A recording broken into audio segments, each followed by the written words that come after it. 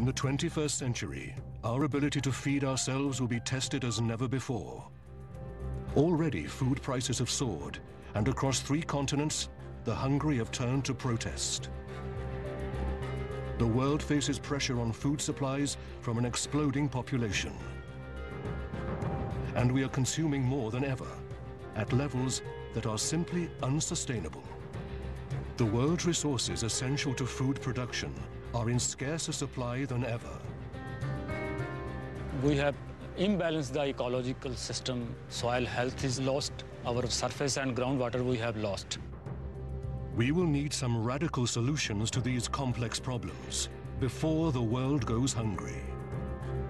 If we are going to survive until 2050 and without having mass starvation, we simply have to use this technology.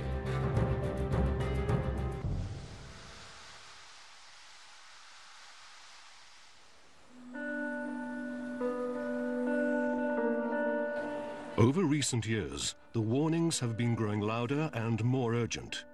Food scarcity is an issue that no one can ignore.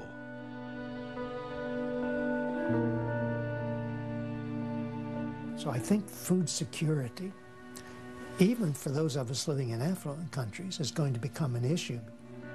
Lester Brown is the founder and president of the influential campaign group, the Earth Policy Institute, and has been an environmental and agricultural analyst for 50 years.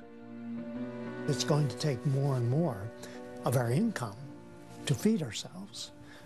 In the US, even more than in the UK, we've become accustomed to rather cheap food over the years. I mean, we spend way under 20% of our income for food. Over the last 5 decades, consumers in the developed world have become accustomed to an abundance of cheap food whenever they want it.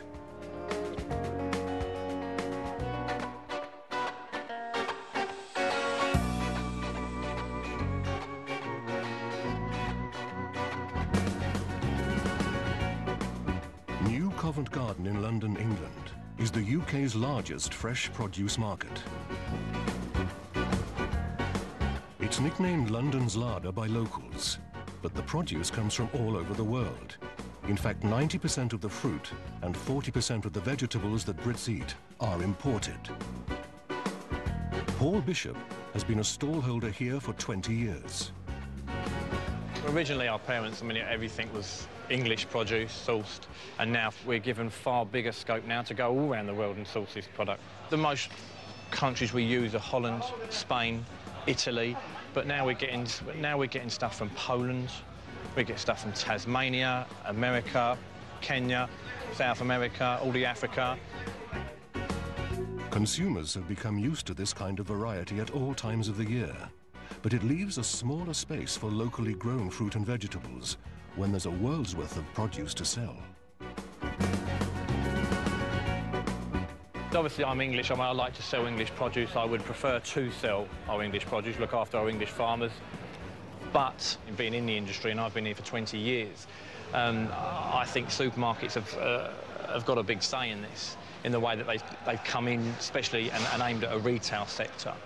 And now they're pushing everything from around the world. They can get it on your table most times all the year round. So they're going to have the stuff on the shelves every day of the week, and we have to compete with that, and that's what we do.